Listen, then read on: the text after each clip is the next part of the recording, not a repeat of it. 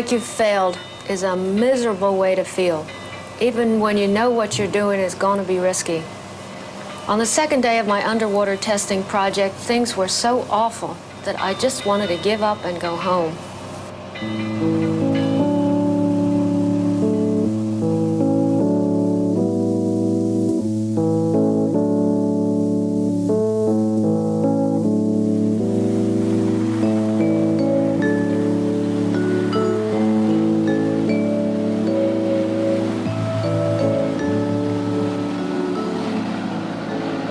It's not as though I've never done anything risky before. In a way, my whole career's kind of been a gamble. I chose to become an engineer, even though I knew there weren't very many women in the field. And that's put a special kind of pressure on me.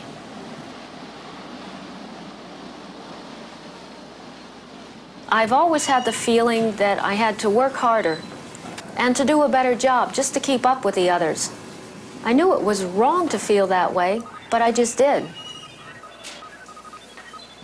Hey, Barb, can I talk to you for a minute? In fact, I think that one of the reasons I took on a project that was almost impossible was to prove that I was a first-rate engineer. What's the problem, Charlie?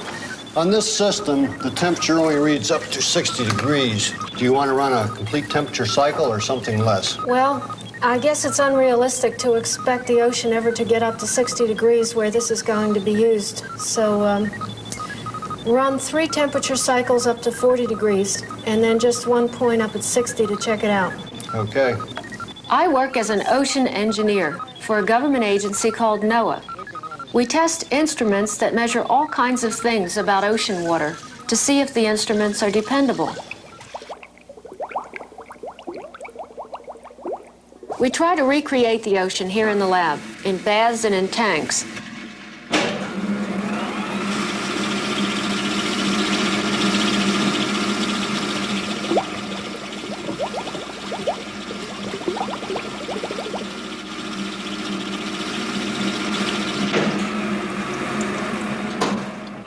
We can find out how a current will affect the instruments or how salt water affects the instruments. But one thing we can never do is find out what happens when the whole ocean acts together. Barnacles, fish, salt, temperature, everything at the same time.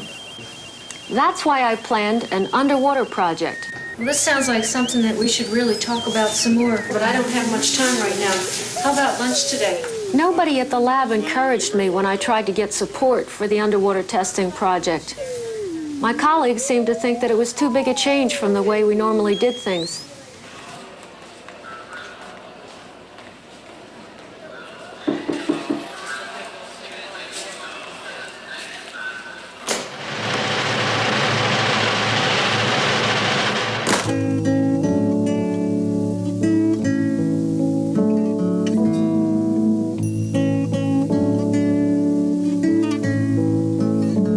The more I worked with the instruments, the more I really wanted to get them out into the real ocean.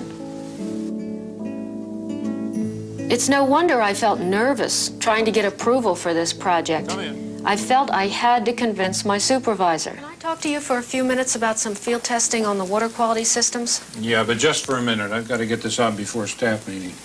Okay, you know, I felt I had to convince him that the project was important and that I was capable of leading it. You think that's really necessary? You know, we cut all the field testing money out of the budget. We're never going to know how these field systems will behave in the environment unless we take them out into the ocean and really look at what they can do. We can use this habitat down in Grand Bahama Island. We could string the instruments out on the ocean floor and live in the habitat and monitor them continuously while we're down there. You know, that kind of testing is too expensive, Barbara. We don't have any money in the budget for field testing. I'm pretty sure that we can get funding from another NOAA project. If I can find the funding and if I can get the diving support that we need on the project, can I have the approval of the office to go ahead and plan? You're going to find it's harder to get the money and harder to get the divers and harder to get the support than you think. I don't think it can be done. You don't even know how to dive. I can take a basic scuba course and get qualified as a NOAA diver within about 3 months. Hey, what's the matter, Barbara? My mask is filling up with water. Okay, that's the way you got your hood on. Come out of the shore We'll fix it up. Put your snorkel in. So back to shore. Wakefield, is that outside the tank? We don't want it to hang up on the tank. We have to drop it. Run up here, Barbara. Just put your stuff down. Okay, now look. What happened, Barbara, is that your mask got the hood caught underneath the strap. So get it down. Okay, get the skirt around. Now, right around here, you got to make certain that the hood is outside the skirt. Okay, now that feels better, right? Right, right. Okay, we should be all set to go. Okay, are you ready to go diving over there?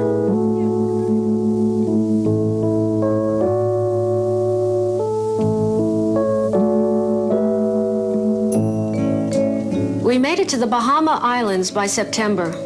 I had money, I had other scientists to help me, and I was certified as a diver who could live in the Underseas Hydrolab for a week.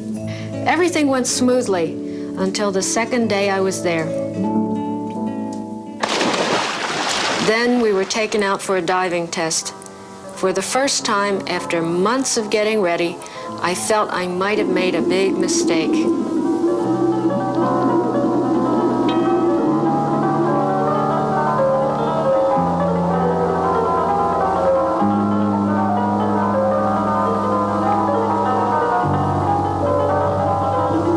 Those of us who were going to live in the Hydrolab were put through a series of very difficult diving maneuvers to make sure that we could survive in case of emergency. We had to swim very fast through the coral and through caves. Then, when we were very worn out, we had to perform buddy breathing and mask clearing exercises. By the time we were halfway through the test, I was exhausted. My head was throbbing with a horrible headache, and I was having a hard time trying to breathe. I would have given anything to get back up to the surface after that test. But instead, we had to follow the director down to the Hydrolab.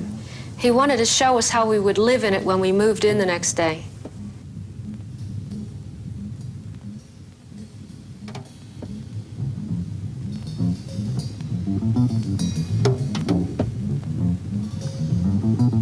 Inside, I was feeling very trapped and sick. I couldn't even concentrate. I was afraid. But at the same time, I couldn't admit that I'd made a mistake. I was the project leader, and nobody was going to get the job done if I wasn't there to do it.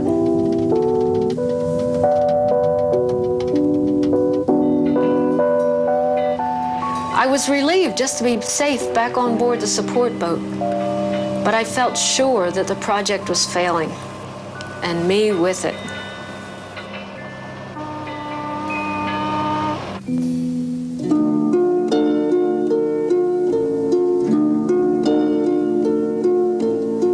The next morning, I decided I couldn't quit, at least not yet. Everybody else seemed so confident, and I hadn't told anybody how frightened I was. They started moving the equipment out to the Hydrolab site in preparation for our moving in.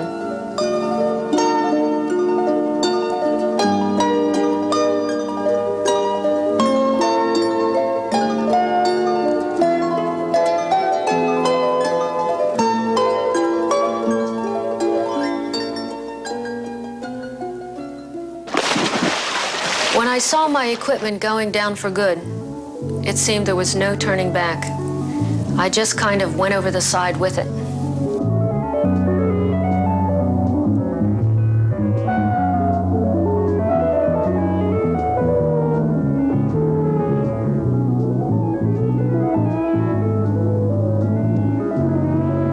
I felt anxious, but I kept very busy. Tony and Mike, the other scientists, needed me to tell them what to do, and I found myself giving all the directions. We must have laid 1,000,000 miles of cable on the ocean floor.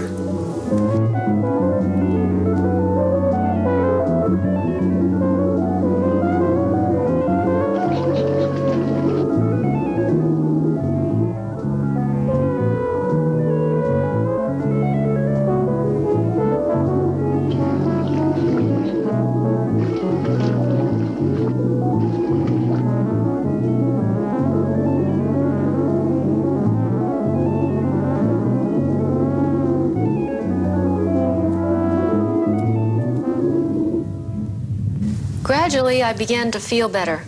The tests were all going well. And suddenly, it just dawned on me that here it was. We were working and living underwater. Base to Hydrolab. Base to Hydrolab. Rail check, over. Hydrolab to base. This is Barbara. And everything's okay down here. Systems are gurgling away. Fine. Anything you need? Mike and Tony are outside working now. And we're having a problem with communications. We need some of that underwater paper. Yeah, we can send that down by the first boat in the morning. We'll send it down by the big pot. Okay, over and out. We were winning. We were doing what people told me was going to be very difficult or impossible to do. I could look around and I could see the respect of the people that I was working with. I actually began to have fun.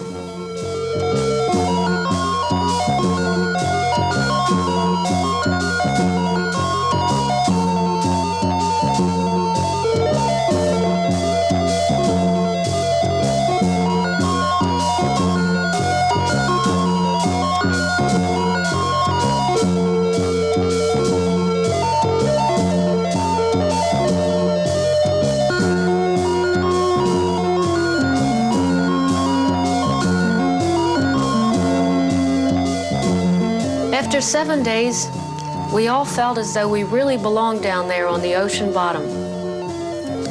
I never would have believed it. But the last thing I wanted to do was pack up the instruments and go home.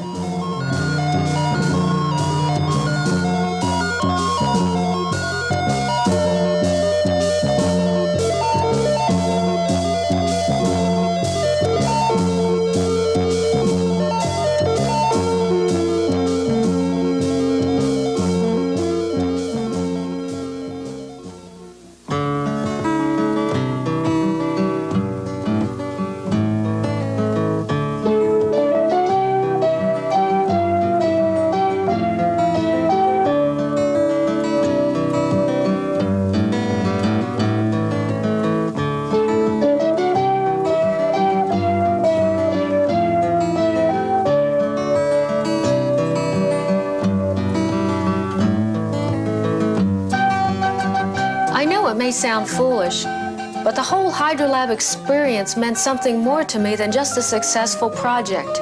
It actually changed my whole life. More and more, I'm taking on projects I wouldn't have dreamed of handling a few years ago. Hydrolab proved to me that I can do a lot more than I thought I could, even things that scare me, and I really feel good about myself.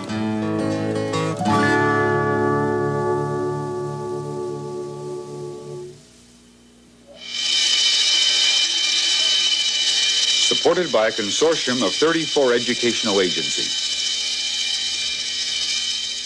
This program was produced by WNVT, Northern Virginia Educational Television, under the supervision of AIT, Agency for Instructional Television.